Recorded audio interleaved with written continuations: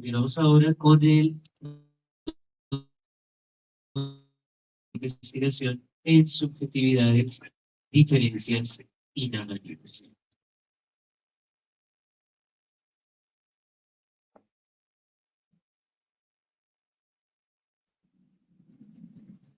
Buenos días a todas y a todos.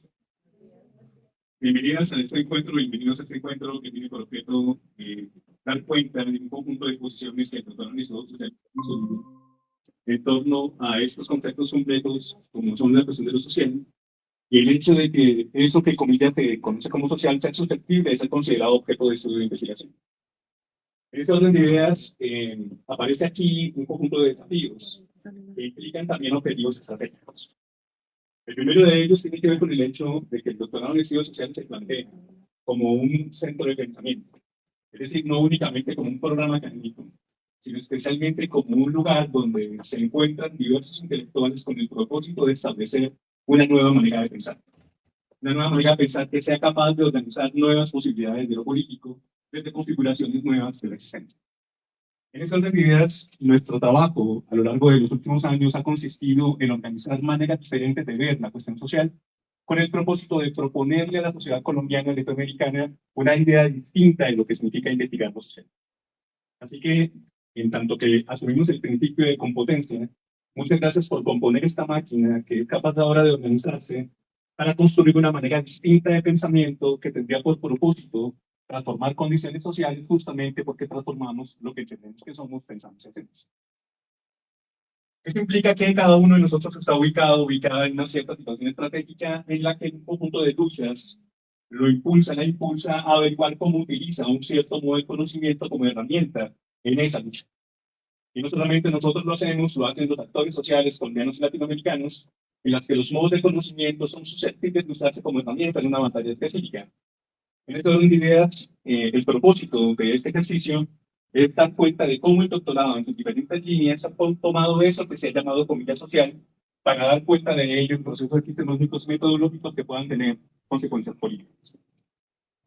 Así entonces, nuestros objetivos estratégicos como doctorado implican la participación de estas investigaciones a nivel nacional e internacional, nuestras redes de comunicación, las cuestiones Claxo, los eventos que ocurrirán el año entrante, y por eso digamos que este ejercicio es un poco inaugural, en el sentido de poder reunir nuestras tropas, si quieren decirlo así, ¿no? Reconfigurar nuestras posiciones, organizarnos a nosotros mismos en un proceso que es, por supuesto, el de acreditación internacional, que como saben está en curso, y por supuesto el proceso que implicará que el año entrante Bogotá sea la sede del Encuentro Claxo y el doctorado en estudios sociales en la Universidad de Central tenga un papel protagonista.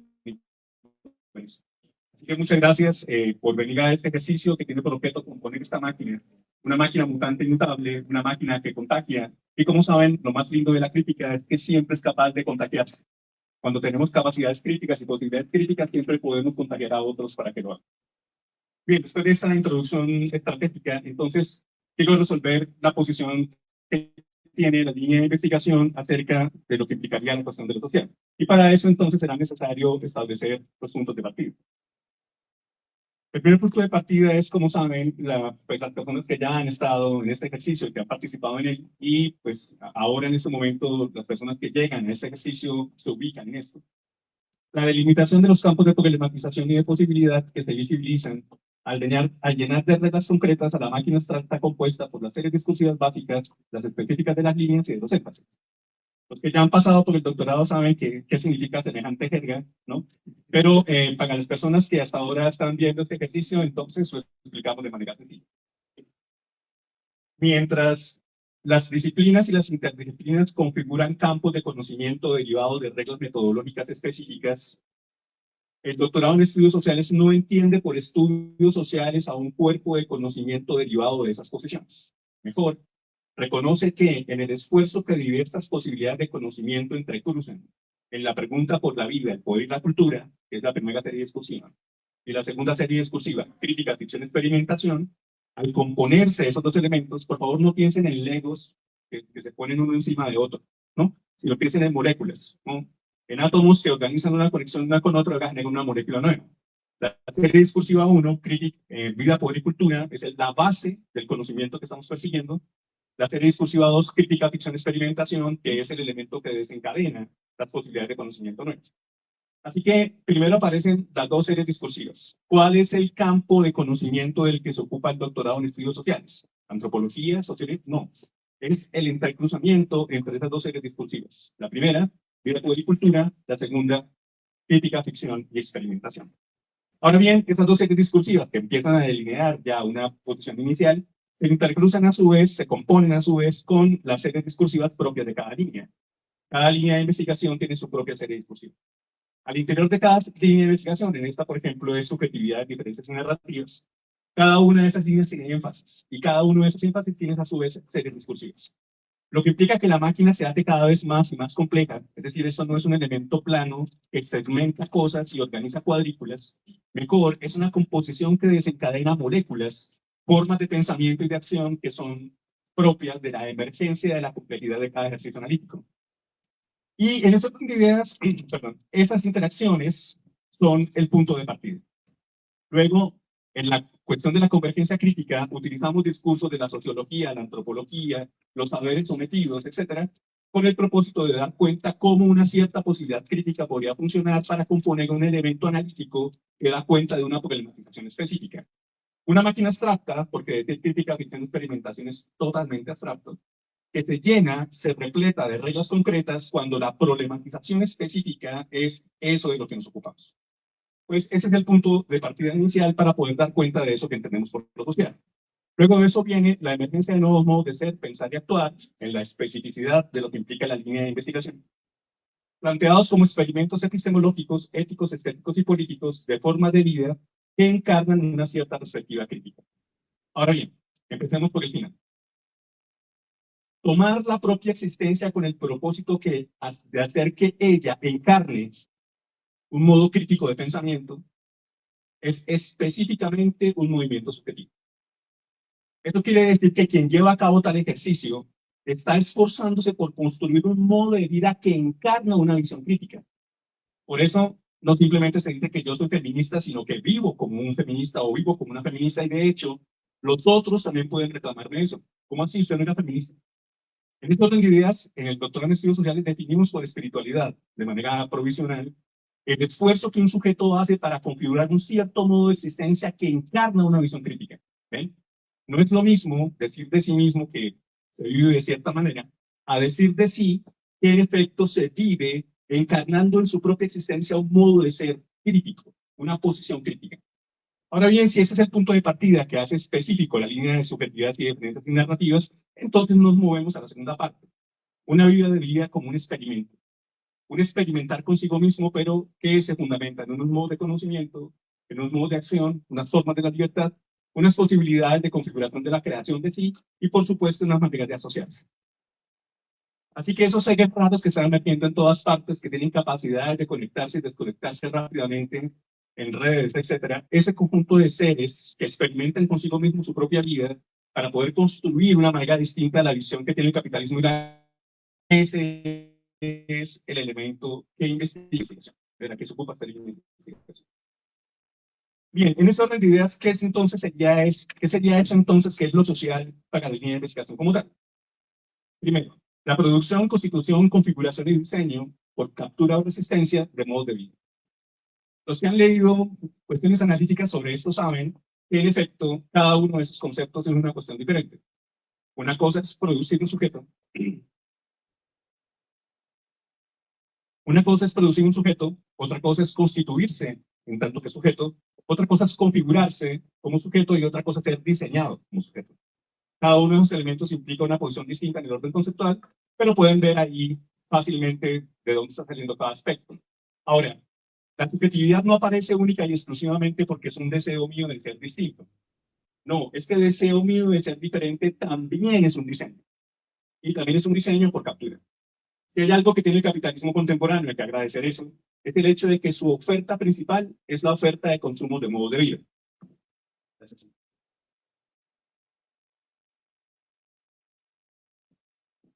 Así que el capitalismo contemporáneo ya no solamente diseña mercancías, sino que diseña modos de existencia que tienen por objeto ser consumidos por nosotros. En este orden de ideas, no hay una posición de ser diferente únicamente como elemento de resistencia. También es un cálculo estratégico. Tu diferencia también puede ser susceptible de consumo.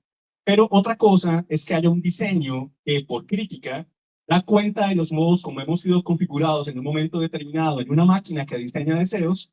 El doctor Hernán está haciendo esa investigación y está dirigiendo esas investigaciones acerca de cómo los algoritmos en este momento gestionan nuestras máquinas deseantes. Alguien en la vida cotidiana pensará que su deseo es una expresión interna de sí. Desde aquí sabemos que el deseo es un diseño, una estrategia, una ingeniería, dirá de luz. Ahora bien, en ese orden de ideas, cada uno de los elementos implica una posición distinta de lo que traduciría existir, un modo de existencia. Los procesos que se concretan en luchas subjetivas situadas y específicas. Una lucha subjetiva es cuando un sujeto dice que su propio ser, su propia identidad, esto que entiende de sí mismo que es ahora el punto de partida de su batalla. Desde soy vegetariano hasta soy trans, cada uno de esos elementos implica poner de primero un cierto modo de ser como punto central de un combate. De eso se ocupa esta línea de investigación, que son a su vez desencadenadas por sujetos políticos emergentes. Es decir, estos sujetos no son puramente ciudadanos. Se aprovechan de la condición estratégica de la ciudadanía para desencadenar desde ahí alternativas otras. Tal vez se acuerden, por estos días hubo una reminiscencia de eso, cuando el presidente Santos voló con helicópteros sobre el glorioso territorio de Boyacá y dijo, ¿de cuántas me están hablando? Y entonces aparecieron los sujetos emergentes, todas las dignidades agrarias. Tal vez recuerden que antes de eso las dignidades agrarias no existían. Y empezaron los paperos, los lecheros, y funcionaron como elementos de combate. Fíjense, cada uno de ellos tenía una visión subjetiva específica y devino un sujeto emergente preciso. Esto no pasa únicamente ahí, pasa todo el tiempo frente a nosotros. En las que el cuerpo es un objeto práctico de saber, de poder, de control y de mutación. En estas luchas es fundamental el análisis del cuerpo, no necesariamente en otras maneras de investigar o en otros campos de investigación. Pero aquí sí, el cuerpo es siempre el lugar donde las luchas subjetivas se hacen patentes. El cuerpo es la superficie de inscripción de esas luchas, de sus resultados, de sus enfrentamientos, de sus configuraciones. Así que el cuerpo que su merced tiene allí no es únicamente un cierto vehículo, sino que es un diseño, una construcción, una producción, un elemento de vigilancia, de control, que ahora es organizado por modalidades gubernamentales que pretenden gestionar su propia existencia, su propia vida, y que al mismo tiempo se le opone a eso posibilidades que van desde configuraciones otras hasta resistencias diferentes, configurar cuerpos distintos, ¿no? La aparición de los cyborgs.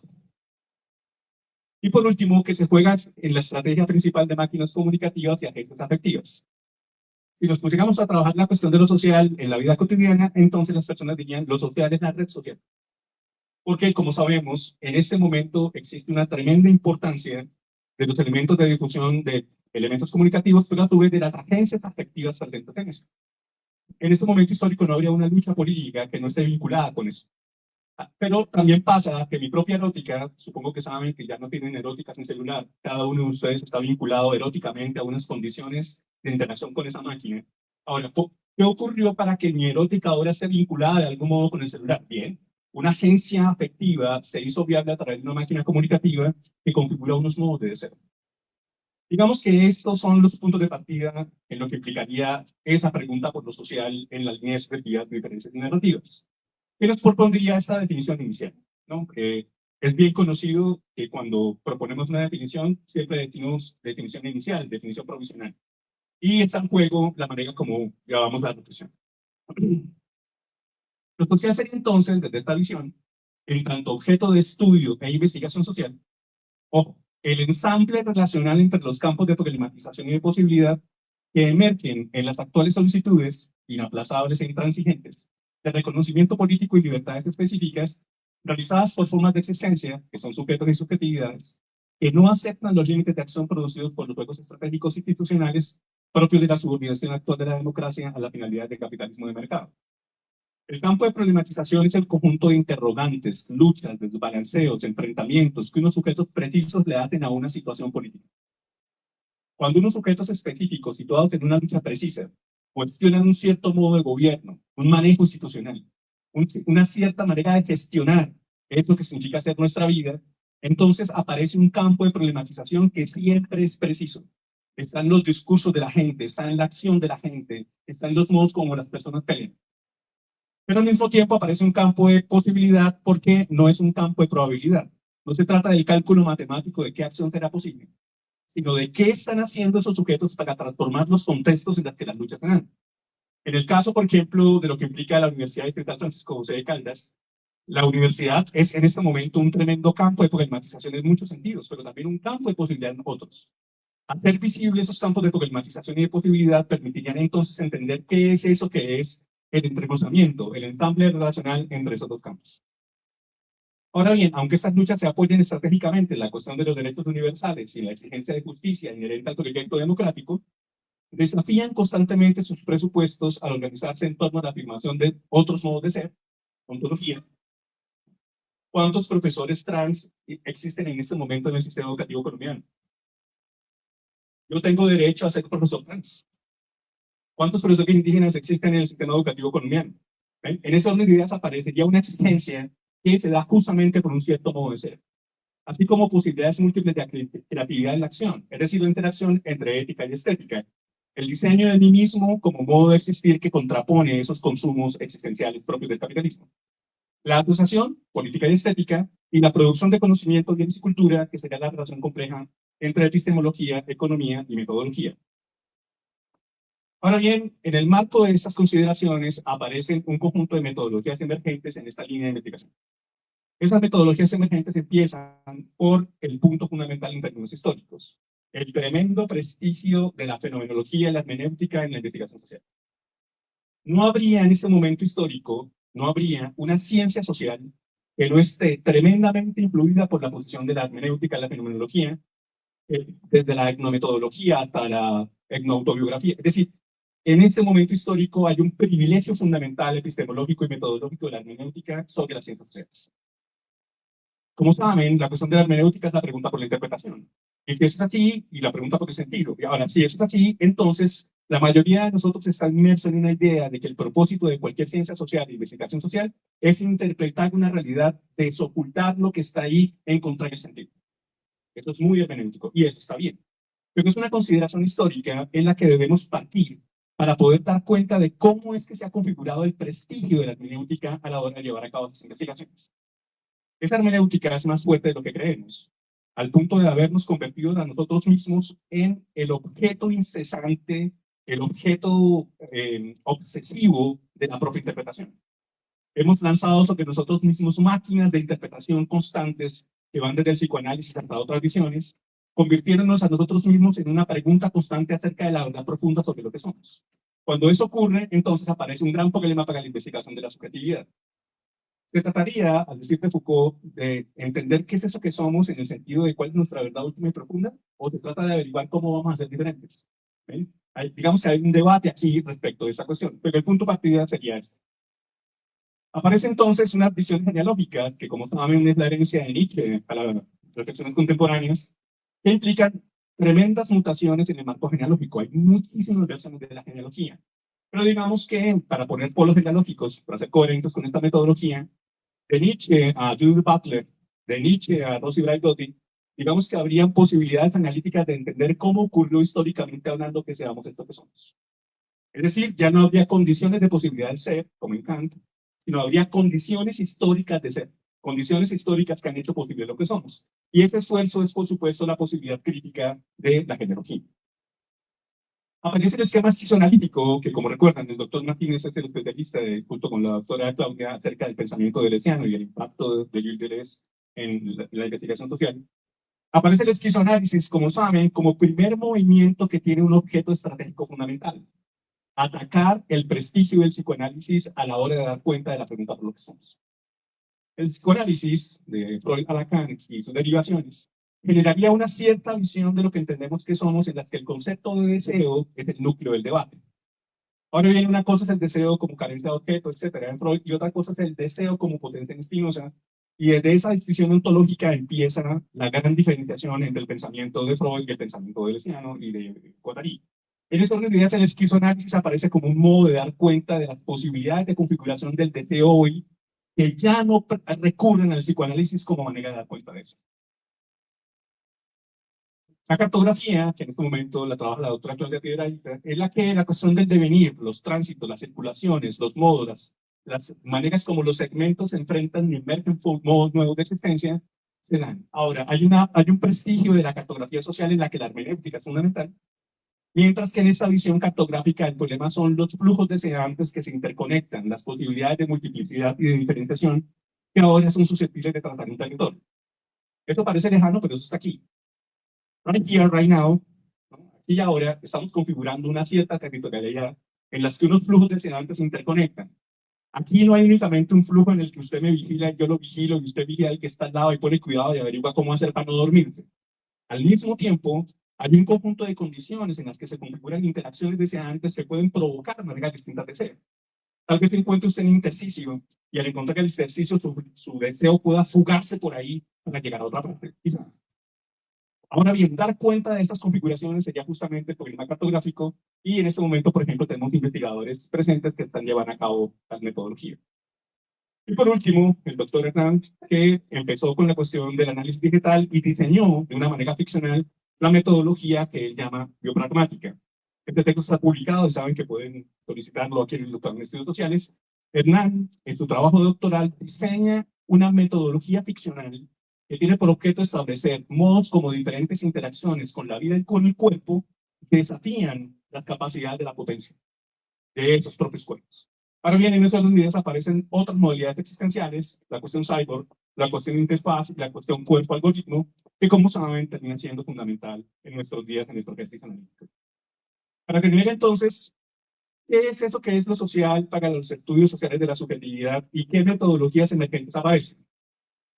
En tanto en cuanto se reconfigura una cierta idea de nosotros mismos, que ya no está soportada única y exclusivamente sobre una cierta idea de sí sostenida por la hermenéutica, según la cual los movimientos reflexivos tienen por objeto objetivarme para concretarme en una narrativa, sino mejor, una gestión de sí, de la configuración crítica del propio deseo, del averiguar cómo modalidades institucionales han diseñado mi cuerpo y mis flujos deseantes, permiten ver, con Foucault, los puntos de ataque en los que una nueva forma de existir podrían reconfigurar esas formas de captura.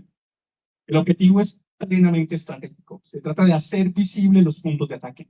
Pero no se puede hacer visible un punto de ataque sin un ejercicio de crítica que dé cuenta de eso. En este orden de ideas, estas visiones metodológicas pretenden establecerse como ejercicios críticos que hacen visibles los campos de problematización y de posibilidad en luchas subjetivas específicas en las que estamos situados. Muchas gracias por escuchar.